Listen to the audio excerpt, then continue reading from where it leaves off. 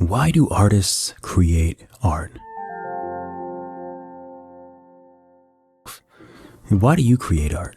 Because not everyone creates art or sees things in a creative way or has the impulse or the compulsion to make something beautiful or create something or craft something, whatever the art is that you do. But why do you create art? You know, it's interesting that when we were young once, we were kids, preschool, kindergarten, and art was like the main source of recreation, education. You know, it was all shapes and colors, making little artsy things, macaroni necklaces, doing things with popsicle sticks. Some of us just never let go of creating, even if not that many people see it or no one sees it. At least that's the way that I feel, because it takes, no one's ever just good straight out of the gate. Like, you have to work at it for years and years and years and years. And then even then you might just be okay.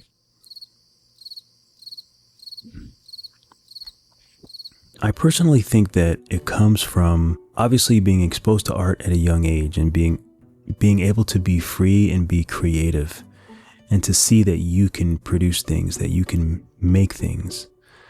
You have absolute control over what you can create, what your mind can create.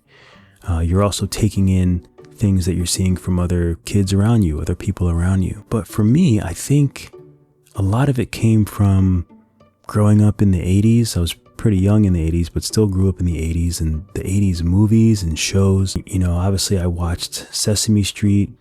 I watched Today's Special, Pinwheel. And one of the reasons why I think it's interesting is because when I was younger, I used to draw such weird things.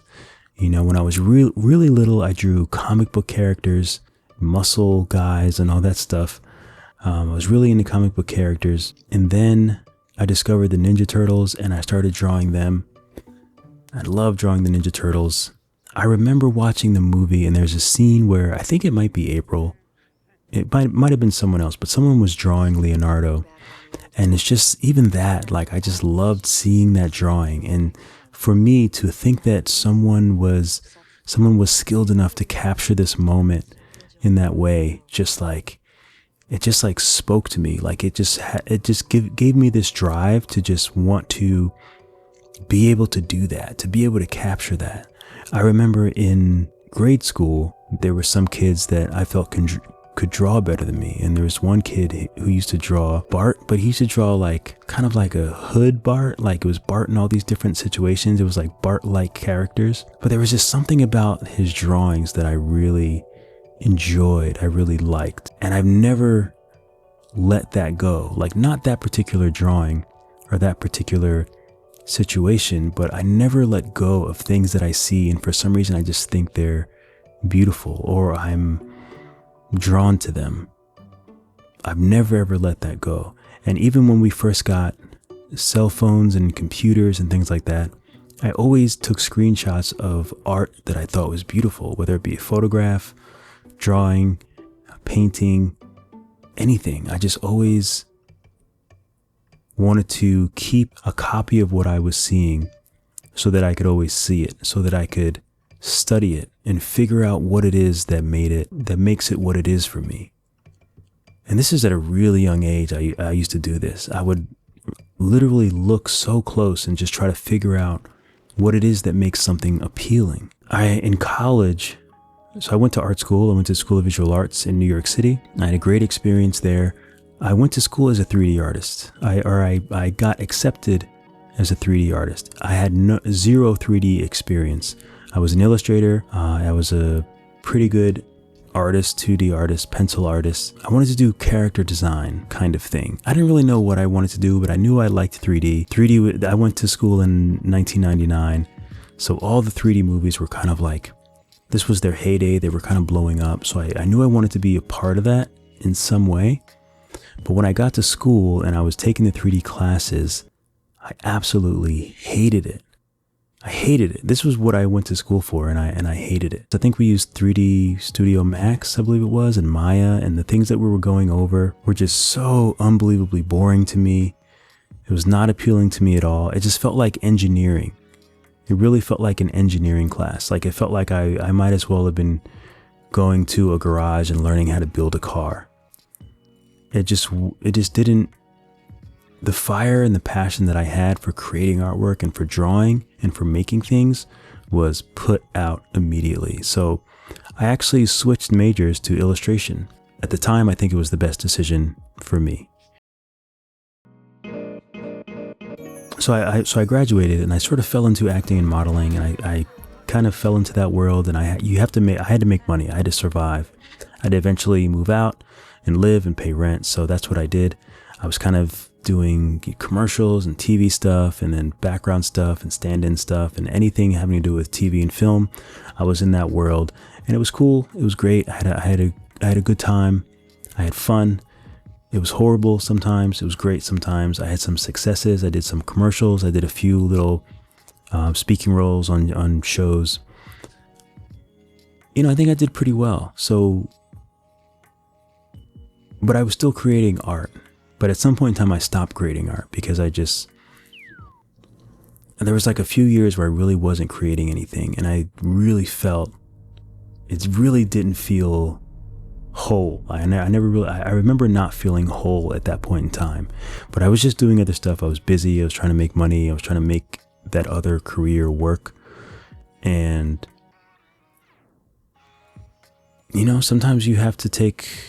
sometimes other things take priority, like surviving and living and making a living took priority. And I didn't really have any art. Not that I didn't have any ambitions, but I didn't know what I could do with my art. Like I didn't want to get a job at a company where I would just be a piece in a puzzle and I wouldn't be able to fully express myself or do what I wanted to do. But anyway, so I got an iPad that really helped. I was an Android guy before that. I was a PC guy before that. But once I got my iPad, I got Procreate, then I realized I was able to, I just discovered that the passion just came back once I got my iPad. Drawing became fun again. It was almost like the ability to have an iPad and bring it everywhere and to just be able to draw and color and paint. And then over COVID, I started making YouTube tutorials. I've had YouTube for over 15, 16 years. You can look back on my YouTube and my old videos. Don't do it, but they're kind of funny. I did a bunch of Procreate classes. People responded really well. To me, that felt like an avenue of something that I could do. And I discovered this other part of me that loves when other people can discover how magical artwork is. I know that sounds kind of weird, cringy and whatever, but for me, I'm constantly finding that magic when it comes to art. I'm constantly learning, constantly figuring out more efficient ways to do things. I'm constantly looking at other artists' work and taking things from their work.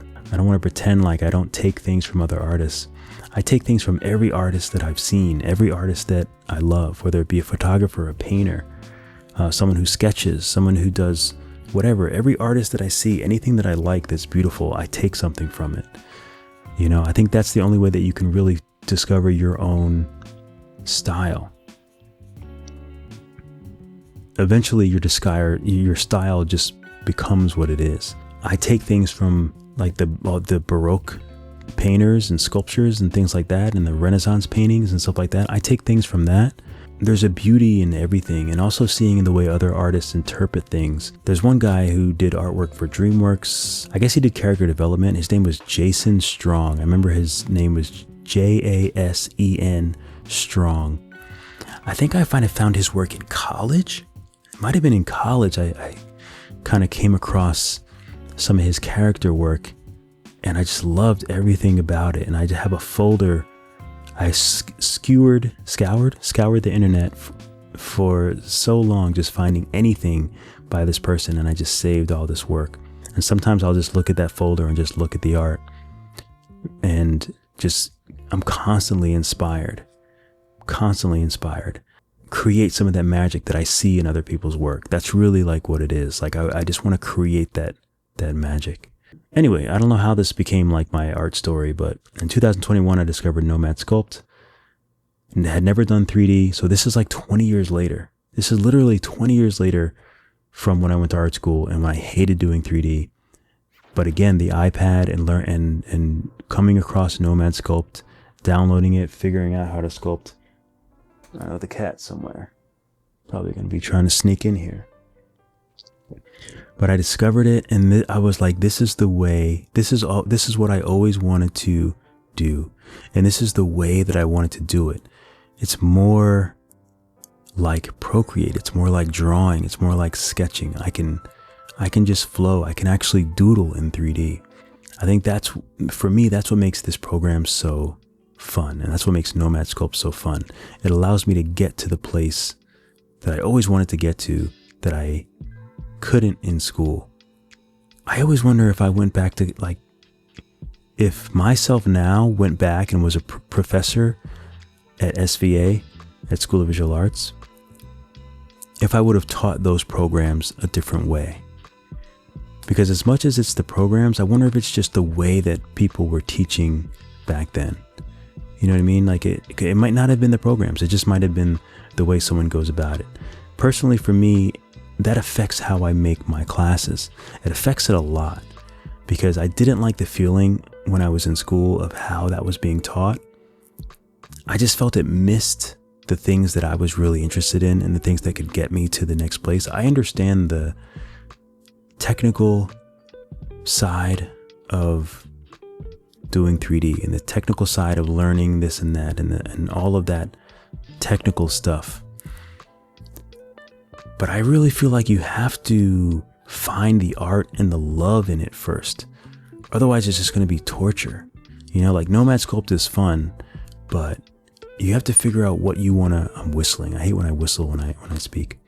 You have to figure out what's fun and what you love to create and why you love to create it.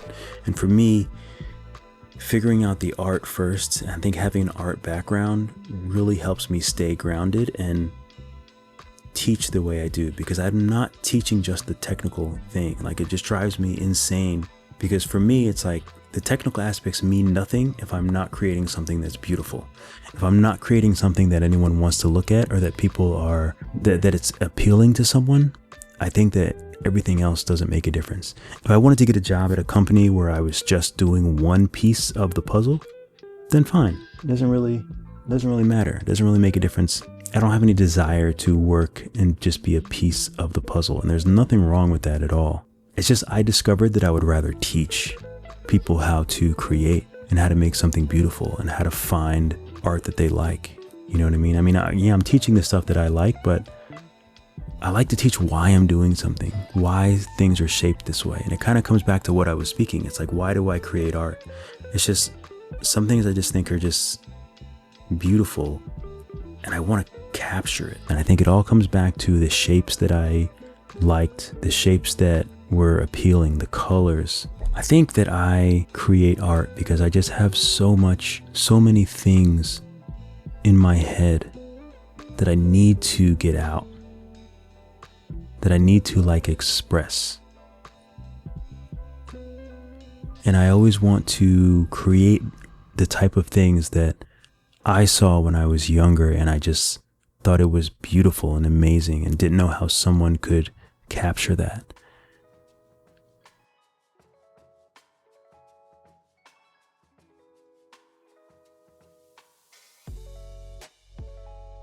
I would love to know why you create art. There's probably young people watching this, there's probably older people watching this, but why do you create art? I'm really curious how you would answer that question. And the 80s movies and 90s movies, the Dark Crystal, the Never Ending Story, you know, I love both like the dark art, dark fantasy, on like TikTok with the music and stuff like that. I love that feeling that it gives you, because I've been sketching a little bit more. Sometimes I just like to say what's on my mind. Maybe there's a few people that care. So if so, let me know what got you into drawing, why you continue to create art, what your art is, what you do, and what you think your influence is. Because I think it's a good thing to think about. I think it'd be interesting for people to read what drives other artists. I think it's interesting for artists to read what drives other artists and what keeps other artists passionate about art and creating and crafting or doing whatever you do. All right, keep drawing, keep sculpting. I'll see you all in the next video.